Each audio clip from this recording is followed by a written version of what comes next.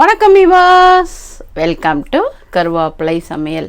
இன்றைக்கி நம்ம இந்த மழை காலத்துக்கு ஏற்ற மாதிரி கேட்டீங்க இல்லையா, அதனால் 2 வகையான குழம்பு பண்ண போகிறேன். அதுக்கு முன்னாடி நான் உங்கள் கூட ஒரு ஸ்டோரி ஷேர் பண்ண போகிறேன். கண்டிப்பாக ஸ்கிப் பண்ணாமல் பாருங்கள். நடுவில் எப்போ டைம் இருக்கோ அப்போ நான் கண்டிப்பாக அந்த ஃபுல் ஸ்டோரி சொல்கிறேன். அது எனக்கு வாழ்க்கையில் கண்டிப்பாக அதுலேருந்து நான் கற்றுண்டேன். உங்களுக்கும் அந்த மாதிரி ஒரு படிப்பினையாக இருக்குமா என்னன்னு எனக்கு தெரியல, ஆனால் நான் சொல்கிறேன்.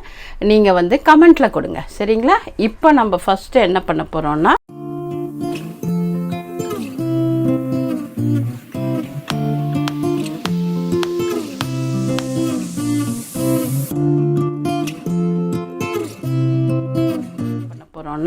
கருவேப்பிலை குழம்பு பண்ண போகிறேன். அதுலேயும் கொஞ்சம் மிளகு போட்டுப்பேன். நான் எல்லாத்துலேயுமே கொஞ்சம் மிளகு சேர்த்துட்டிங்கன்னா, அதான் சொல்லுவாங்க, நம்ம உடம்புல இருக்கிற டாக்ஸின்ஸு அதெல்லாம் அது ரிமூவ் பண்ணிவிடும். அது மாத்திரம் இல்லாமல் எதிர்ப்பு சக்தி நல்லாயிருக்கும். இந்த பாக்டீரியா இப்போ மழையில் தண்ணி தேங்கிறது அந்த மாதிரி நிறையா இருக்கு இல்லையா, அதனால இப்போது நம்ம என்ன பண்ண போகிறோம், அடுப்பை பற்ற வைக்க போகிறோம். அடுப்பு பற்ற வைக்காமல் ஏதாவது சமைக்க முடியுமா சொல்லுங்கள்? முடியாதுல்ல. அதான் நான் என்ன பண்ண போகிறேன், அடுப்பை பற்ற வச்சுட்டு ஒரு பாண்டி வச்சுட்டு, நான் ஏற்கனவே கருவேப்பிலையை ஒரு 2 கைப்பிடி அதை நான் லைட்டாக வதக்கி வச்சதுனால இந்த கலரில் இருக்கேன். இதை நான் என்ன பண்ண போகிறேன், கொஞ்சமாக எண்ணெய் விட்டு பொரித்து எடுத்து பொடி பண்ண போகிறேன். என்னென்னலாம் போட்டு பொடி பண்ணுறேன் அப்படின்றத உங்களுக்கு சொல்லிடுறேன். ஃபஸ்ட்டு என்ன பண்ணணும், கொஞ்சம் நல்லெண்ணெய். கருவேப்பிலை குழம்பு, பூண்டு குழம்பு, மிளகு குழம்பு எல்லாத்துக்குமே நல்லெண்ணெய் யூஸ் பண்ணுங்கள், ரொம்ப நல்லாயிருக்கும். சரியா? இப்போ நம்ம என்ன பண்ண போகிறோம், நல்லெண்ணெயை விடுறோம். இந்த குழம்பை நீங்கள் வெளியிலேயே வச்சுட்டா கூட கிடவே கிடாது. 5 நாள் தைரியமாக வச்சுக்கலாம். ஃப்ரிட்ஜில் வச்சுட்டோன்னு வச்சுக்கோங்க, ஒரு பாட்டிலில் போட்டு 1 மாதம் கூட வச்சுக்கலாம். நல்லாயிருக்கும். இட்லி தோசைக்கு தொட்டுக்கிறதுக்கு ரொம்ப சூப்பராக இருக்கும். பிசைஞ்சு சாப்பிடவும் ரொம்ப நல்லாயிருக்கும். இப்போது எண்ணெய் காஞ்ச உடனே நம்ம கருவேப்பிலையை போட போகிறோம். அதை பொரித்து எடுத்துக்கணும். அதை பொரித்து எடுத்துன்ட்டு புளி பாருங்கள் நான் எவ்வளோ ஊற வச்சுருக்கேன்ட்டு காமிக்கிறேன் உங்களுக்கு.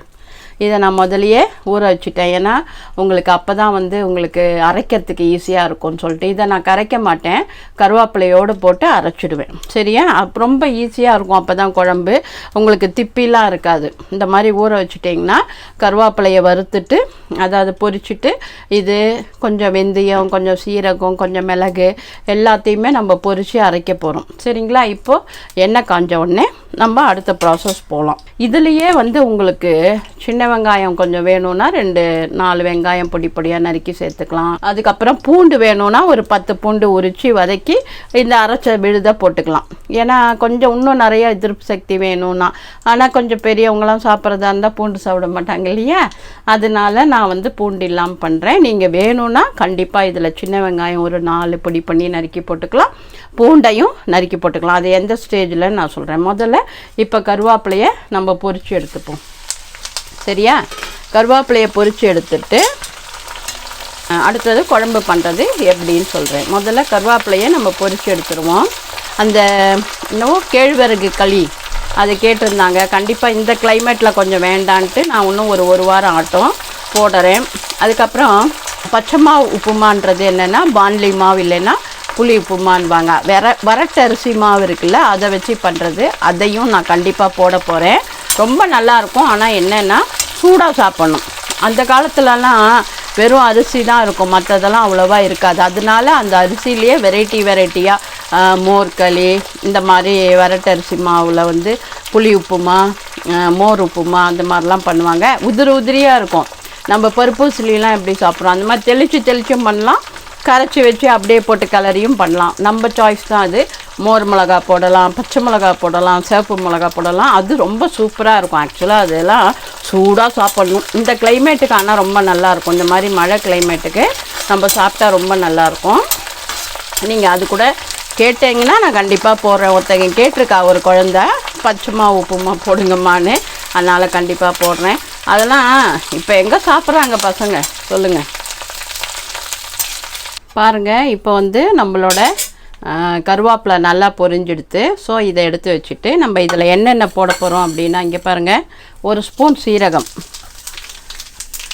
1/2 ஸ்பூன் வெந்தயம், கொஞ்சமாக கடுகு, ஒரு 1/4 ஸ்பூன் கடுகு, அதுக்கப்புறம் நல்லா 1 ஸ்பூன் அளவுக்கு மிளகு, மிளகு வந்து எண்ணெயில் போட்டால் வெடிக்கும், அதனால் கேர்ஃபுல்லாக இருந்துக்கோங்க.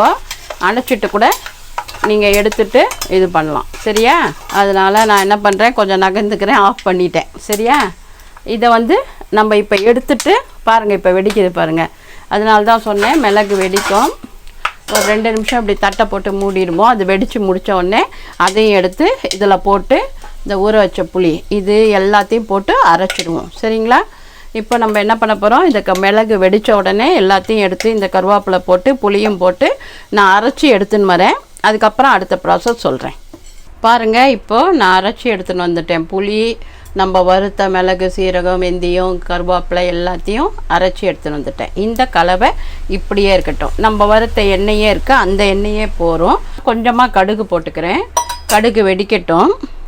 கடுகு வெடித்த உடனே நம்ம இதை போடும்போது இதுக்கு காரப்பொடி, தனியா பொடி தனித்தனியாக போட்டுக்கலாம். இல்லை சாம்பார் பொடி தான் இருக்குது அப்படின்னா நீங்கள் ஏற்கனவே மிளகு போட்டிருக்கேன், இது வந்து இவ்வளோ புளி அப்படின்போது 2 ஸ்பூன் வந்து சாம்பார் பொடி போட்டிங்கன்னா ஓரளவுக்கு மைல்டாக தான் காரம் இருக்கும். 3 ஸ்பூன் போட்டால் ரொம்ப நல்லாயிருக்கும். ஏன்னா இது ரொம்ப நாள் வேறு வச்சுக்கணுன்றதுனால லைட்டாக கொஞ்சம் காரமும் கொஞ்சம் உப்பும் தூக்கலாகவும் கொஞ்சம் எண்ணெய் மேலே ஊற்றியும் வச்சோன்னா எத்தனை நாள் ஆனாலும் கெடாது. இப்போது நம்ம எண்ணெய் காஞ்ச உடனே கடுகு போட்டிருக்கோம். கடுகு வெடித்த உடனே கடகடன்னு நம்மளோட ப்ராசஸ் ரெடி ஆகிடும். அதுக்கப்புறம் கொதித்து எடுத்தோம்னா நம்மளோட கருவேப்பிலை குழம்பு சூப்பராக ரெடி ஆகிடும்.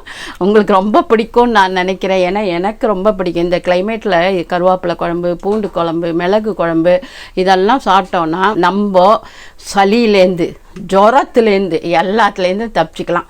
ஸோ இப்போ இந்த கடுகு வெடிக்கிறதா நான் போட்டுட்டே அந்த கதையை சொல்லிடலான் இருக்கேன். சொல்லட்டுமா? ஓகேவா? ஓகே. நீங்கள் ஓகேன்றது கண்டிப்பாக நான் அண்டர்ஸ்டாண்ட் பண்ணிட்டேன். இப்போ நம்ம கதையை சொல்லுவோம். ஒருத்தர் நல்ல பிஸ்னஸ் பண்ணிட்டு இருந்தார். என்ன, அவர் வந்து பெரிய லாஸு, எல்லாத்தையும் டிஸ்போஸ் பண்ணிவிட்டு அப்படியே ஒரு ஓரமாக ஒரு 4 ரோடு போகுது. அந்த ஒரு ஓரமாக நின்றுட்டு ஒரே யோசனையில் இருந்திருக்கார். சரியா? அந்த மாதிரி யோசனையில் இருந்தபோது எதிர்த்தாப்பில் ஒரு குப்பை தொட்டி இருந்திருக்கு, டஸ்ட்பின். அதில் அங்கேருந்து எவனோ ஒருத்தன் வந்தான். வந்து என்ன பண்ணுறான், ஒரு பெரிய கோணியில் அட்டையெல்லாம் பொறுக்கின்னு போகிறான். பார்க்குறாரு. அடுத்தது இன்னொருத்தன் வரான். அந்த டஸ்ட்பின்லேருந்து பிளாஸ்டிக்கெல்லாம் பொறுக்கின்னு போகிறான். சரியா? இன்னொருத்தன் வரான். அவன் என்ன பண்ணுறான், இந்த வேண்டாத இந்த மரம், இரும்பு, கம்பி அந்த மாதிரி என்னென்ன இருக்கோ எல்லாத்தையும் பொறுக்கின்னு போகிறான். அப்போ அதையும் பார்த்துட்டுருக்காரு. அந்த டஸ்ட்பின்னையே இவங்க ஒவ்வொருத்தராக வர்றதை பார்த்துட்டுருக்காரு. அடுத்தது ஒரு நாய் வந்தது. அது என்ன பண்ணிச்சு, அதுக்கு வேணுன்ற அந்தந்த அங்கங்கே இருக்கிற சாப்பாடு அது இது எல்லாத்தையும் சாப்பிட்டு போயிடுது. அதுக்கப்புறம் ஒரு மாடு வந்திருக்கு. அந்த மாடு என்ன பண்ணியிருக்கு, அங்கே இருக்கிற இலை அது இது எல்லாத்தையும் சாப்பிட்ருக்கு. இப்போ ஒரு டஸ்ட்பின்லேருந்து எத்தனை பேர் பிழைக்கிறாங்க? 1 2 3 4 5 பேர். 5 பேரும் ஒரு டஸ்ட்பின்லேருந்து அவங்களுக்கு வேணுன்றது கிடச்சிதா? இதை இவர் பார்க்குறாரு.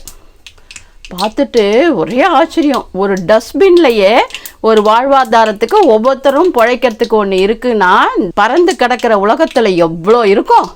அப்போ நம்ம பிழைக்க வழி இல்லையா என்ன அப்படின்னு அவருக்கு ஒரே ஒரு அப்படி ஒரு தைரியமும் ஒரு சந்தோஷமும் வந்துட்டான். அப்படி துள்ளி குதிச்சுட்டு என்ன பண்ணுறாராம், இந்த டஸ்ட்பினில் இத்தனை பேர் பழைக்கும்போது நான் ஏன் பழைக்கக்கூடாது, என் பிஸ்னஸ் நான் டபன்னு பாரு எப்படி பெருசு பண்ணி ஓஹோன்னு வரேன் பாருன்ட்டு அந்த ஒரு ஊந்துதல்.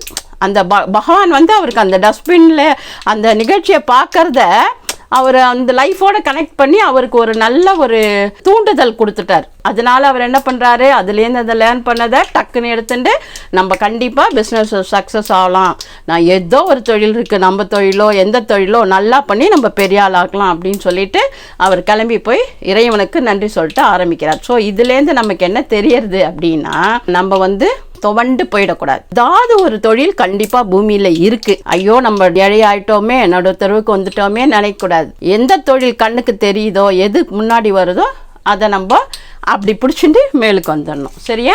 இப்போ கடுகு வெடிச்சுட்டு நான் உளுத்தம்பருப்பு போட்டுட்டேன். உளுத்தம்பருப்பு போட்டுட்டு இந்த பார்த்தீங்களா, இந்த கரைச்ச விழுத அப்படியே கொட்டிடுறோம். கொஞ்சம் தண்ணி இருக்கிறதுனால டபன்னு வெடிக்கும், அதனால் பார்த்துக்கோங்க. இதுக்கு தேவையான காரப்பொடி கொஞ்சம் நிறக்கவே போடுறேன். நான் சின்னதாக போட்டால் 2 ஸ்பூன், பெருசாக போட்டால் 1 ஸ்பூன். சரிங்களா? சாம்பார் பொடியாக இருந்தால் 3 ஸ்பூன். இது வந்து பெருங்காயத்தூள். இது வந்து நான் வந்து இந்த பால் பெருங்காயம் வாங்கி பொடி பண்ணி வச்சுக்கிறேன். அதுதான் ஆக்சுவலாக இதுவும் கேட்குறவங்களுக்கு நான் கட்டியாக கொடுத்துட்றேன். நான் வந்து தட்டி கிட்டி பொடி பண்ணி வச்சுக்கிறேன். பொடியாக கிடைக்கிறதா என்னமோ எனக்கு தெரியாது, நான் இப்படி தான் வாங்கிக்கிறேன். அதுக்கப்புறம் வந்து தனியாத்தூள் வந்து நான் வந்து ஒரு 3.5 ஸ்பூன் போடுறேன். ஸோ இப்போ நம்ம எல்லாம் போட்டுட்டோம். இப்போ நம்ம என்ன பண்ண போகிறோம், இதுக்கு தேவையான மஞ்சப்பொடி கம்பல்சரியாக சேர்த்துக்கோங்க. அதில் வந்து அந்த குறுக்கு மீன் இருக்கிறதுனால நமக்கு அது வந்து கேன்சர், அதாவது டெட் செல் ஃபார்ம் ஆகாமல் ப்ரிவெண்ட் பண்ணும், கேன்சர்லேருந்து நமக்கு ப்ரிவெண்ட் பண்ணுறது. ஸோ அதனால் கம்பல்சரியாக மஞ்சப்பொடி சேர்த்துக்கோங்க. அதுக்கு முன்னாடி ஒவ்வொன்றத்தை பற்றியும் நான் சொல்லுவேன். இதில் வந்து மெட்டீரியலில் இது இருக்குதுன்னு. இப்போ தான் நம்ம போட்டுடுறோமே கருவேப்பிலைனா இது இருக்குது, அதனால் அதை பார்த்துப்பாங்க, நான் பேசாமல் விட்டுறேன். ஆக்சுவலாக கருவேப்பிலையும் அந்த மாதிரி தான். சர்க்கரை வியாதிலாம் வராமல் தடுக்கணும், நல்லா மோஷன்ஸ்லாம் போனோன்னா கருவேப்பிலை சேர்த்துக்கோங்க. இங்கே பாருங்கள், தேவையான உப்பு போட்டேன். இப்போது நம்மளோட குழம்புக்கு தேவையானது எல்லாம் போட்டாச்சு. என்னென்ன போட்டாச்சு, நல்லெண்ணெயில் ஏற்கனவே பொரிச்ச நல்லெண்ணெய் இருந்தது, அதில் கடுகு போட்டோம், உளுத்தம்பருப்பு போட்டோம், அரைச்ச புளி, கருவேப்பிலை, மிளகு, சீரகம், வெந்தயம் எல்லாத்தையும் போட்டோம், கொஞ்சம் உப்பு போட்டோம், மஞ்சப்பொடி போட்டோம், பியூர் மிளகாத்தூள் போட்டோம், அதுக்கப்புறம் தனியாத்தூள் போட்டோம், எல்லாம் போட்டாச்சு. இப்போ உப்பும் தேவையான அளவு போட்டாச்சு, பெருங்காயப்பொடியும் போட்டாச்சு. இப்போ நான் எல்லாத்தையுமே சொல்லிட்டேன். யாராவது நடுவில் பார்த்தா கூட டைமு எங்களுக்கு ஷார்ட்டாக இருக்குன்னாலும் இப்போ தெரிஞ்சிடும். இதெல்லாம் போட்டாச்சு. இது நல்லா கொதிச்சு அப்படியே எண்ணெய் கொஞ்சம் மேலே வரும், நம்ம ஊற்றின எண்ணெய், அப்போ ஆஃப் பண்ணிவிடுங்க. இது ஒரு 10 நிமிஷம் கொதிச்சா போகிறோம். ஏற்கனவே நம்ம பொரிச்சிடுறோம்மா, புளி ஒன்று தான், அந்த மசாலாலாம் போட்டிருக்கோம்ல, அந்த பச்சை வாசனை போகணும், அவ்வளோதான். ரொம்ப நல்லாயிருக்கும் இந்த குழம்பு. நீங்கள் ட்ரை பண்ணி பாருங்கள், செம்மையாக இருக்கும். இங்கே பாருங்கள், இப்போயே எப்படி இருக்குது பாருங்கள், கெட்டியாக. இன்னும் கொஞ்சம் கொதிச்சதுன்னா எண்ணெய் அப்படியே பிரிஞ்சு மேலே வரும், செம்மையாக இருக்கும். நான் இது பிரிஞ்சு மேலே வரும்போது உங்களுக்கு காமிக்கிறேன். ஒரு 5 நிமிஷம் கொதிக்கட்டும், சிம்மில் வைக்கிறேன். பாருங்கள், இந்த மாதிரி கனமான பாத்திரத்தில் தான் நான் பண்ணியிருக்கேன், அதனால் தீயாது. 5 நிமிஷம் சிம்மில் வச்சிங்கன்னா பாருங்கள், எண்ணெய் நம்ம ஊற்றவே இல்லை, அந்த எண்ணெயே பிரிஞ்சு வந்துடுது. கொஞ்சமாக வெல்லம் போட்டுக்கிறேன் கடைசியில். இதில் வந்து நீங்கள் அந்த வெல்லம் போட்டால் அந்த டேஸ்ட், அந்த மிளகு காரம் அதோடு சேரும்போது ரொம்ப சூப்பராக இருக்கும், தொட்டுக்கும் போதும் நல்லாயிருக்கும். இங்கே பாருங்கள், எண்ணெய் எப்படி பிரிஞ்சு வந்திருக்குன்னு. இந்த அளவுக்கு எண்ணெய் மேலே இருக்கும். நம்ம ஒரு பாட்டில் எடுத்து வச்சுட்டா இந்த எண்ணெய் மேலே இருக்கும். அப்போ நம்ம 1 மாதம் வச்சுட்டாலும் வெளியிலேயே வச்சுட்டாலும் கெடாது, ஃப்ரிட்ஜில் கூட வச்சுக்கலாம், தப்பு கிடையாது. இதை வந்து இட்லி, தோசை, சாத்துக்கு சுட சுட சாத்துக்கு போட்டு சாப்பிட்லாம். இப்போ வந்து மழையில் தண்ணி எங்கே பார்த்தாலும் இருக்குது, வெளியில் போக முடியல. ஸோ இந்த மாதிரி வீட்டில் இருக்கிறத வச்சு சூப்பராக நம்ம சமைச்சோன்னா உடம்புக்கும் நல்லது, செலவும் மிச்சம், என்ஜாயும் பண்ணலாம். ஓகேவா? ஒரு அப்பளம், சுட்டப்பளம் இருந்தால் கூட போகிறோம், காய்கறி கூட இல்லைன்னு நீங்கள் கவலைப்பட வேண்டாம். பாருங்கள், சூப்பராக நம்மளோட குழம்பு ரெடி ஆகிடுது. இதில் நம்ம கருவேப்பிலையோ கொத்தமல்லியோ பச்சையாக போடக்கூடாது. ஏன்னா உங்களுக்கு அது பச்சையாக போட்டால் அதில் கொஞ்சம் ஈரம் இருக்கும், அதனால கொஞ்சம் சீக்கிரம் கெடுறதுக்கு பாசிபிலிட்டிஸ் இருக்குது. அதனால தான் நான் கருவேப்பிலையை கூட எண்ணெயில் பொரித்து எடுத்துட்டேன். ஸோ இதனால் இது கண்டிப்பாக உங்களுக்கு 1 வாரம் இல்லை 10 நாள் ஆனாலும் கெடாது, வெளியிலேயே வச்சு சாப்பிட்லாம். நீங்கள் இந்த எண்ணெய் வந்து அந்த பாட்டிலில் போட்ட உடனே மேலே வந்து நின்றுடும். நம்ம எண்ணெயை தள்ளிட்டு எடுத்து சாப்பிட அந்த எண்ணெய் அப்படியே ப்ரிசர்வேட்டிவாக இருக்கும். நீங்கள் எக்ஸ்ட்ரா வேறு எந்த ப்ரிசர்வேட்டிவும் சேர்க்க வேண்டாம், சூப்பராக இருக்கும். செஞ்சு பார்த்துட்டு நல்லா வந்ததா கமெண்ட்டு கொடுங்க.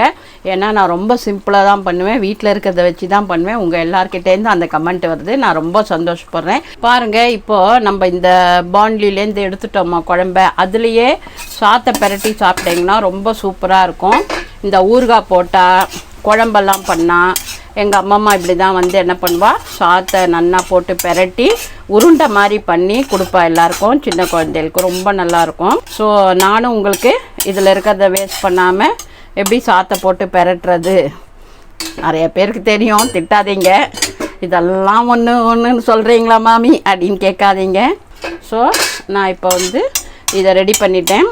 இதை நீங்கள் என்ன பண்ணலாம், அப்படியே உருண்டை பிடிச்சி குழந்தைகள் இருந்ததுன்னா, பேர குழந்தைகளோ இல்லை உங்கள் பசங்களோ இருந்தால் அழகாக கொடுக்கலாம். இங்கே பாருங்கள், இது இப்படி ஆகிடுத்தா. இதை என்ன பண்ணுவா, இப்படி உருட்டி ஆளுக்கு ஒரு உருண்டை அப்படி கொடுப்பாங்க, சூப்பராக இருக்கும், சாப்பிட்லாம். மழை காலத்துக்கு ஒரு வடாத்தை அப்படி மேலே வச்சுட்டு இல்லை சுட்டப்பழத்தை உடச்சி வச்சு சாப்பிட்டோன்னு வச்சுக்கோங்க, சூப்பர். இதே மாதிரி மேலும் மேலும் எனக்கு ஆதரவு கொடுங்க. நான் இதே மாதிரி சிம்பிளாக உடம்புக்கு ஹெல்த்தியாக போடுறேன். எப்பவும் போல் ஆரோக்கியமாக சாப்பிடுவோம், ஆரோக்கியமாக இருப்போம். நன்றி, வாழ்த்துக்கள்.